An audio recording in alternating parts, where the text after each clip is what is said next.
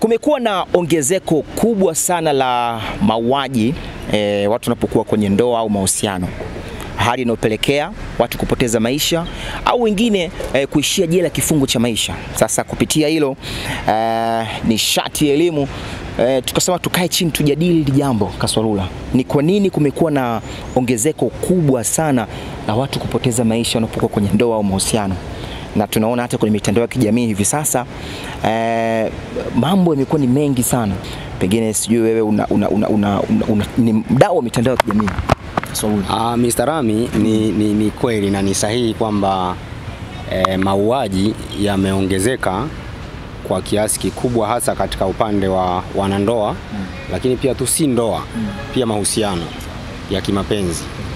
Kwamba ukiangalia katika kundi kubwa la jamii ni vijana, lakini kundi kubwa hili la vijana naona kabisa kwamba limevamiwa na jinamizi kubwa.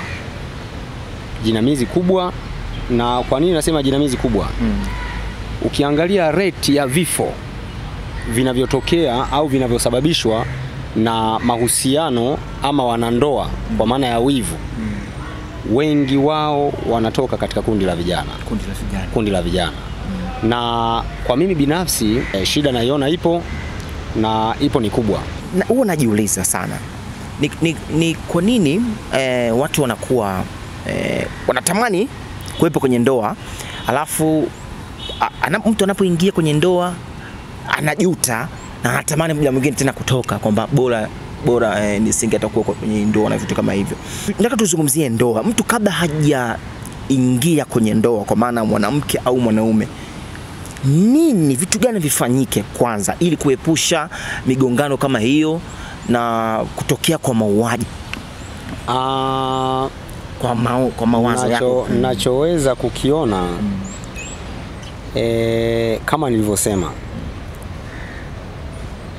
kwamba nini kifanyike. Unajua vijana wengi au mabinti wengi, hasa nizungumzie upande wa wanaume, kwa sababu wanaume mara nyingi kwa asilimia kubwa ndo anayehusika kwenye kwenda kufanya yale mahusiano yawepo mpaka kuoana kabisa. Sasa huwa kuna fakta fulani nyingi ambazo mtu anaweza zikamfanya afanyaje, aamue kuchukua uamuzi wa kuoa au kuingia kwenye mahusiano. Mimi nijaribu tu kukukumbusha kitu kidogo kwa reference, kwa ushahidi kabisa. Nilipomaliza darasa la 7, kulikuwa na kijana ambaye ni rafiki yangu mimi. Yule kijana baada ya matokeo hakufanikiwa kufaulu. Sasa alivyoshindwa kufanikiwa kufaulu, akaona njia sahihi yeye ya kufanya kwa wakati huo ni kuamua kuoa. Sasa nilipokuwa nikipiga naye story, akili zake nyingi kwa wakati huo niliziona kwamba anaoa kwa sababu ya lile tendo la usiku.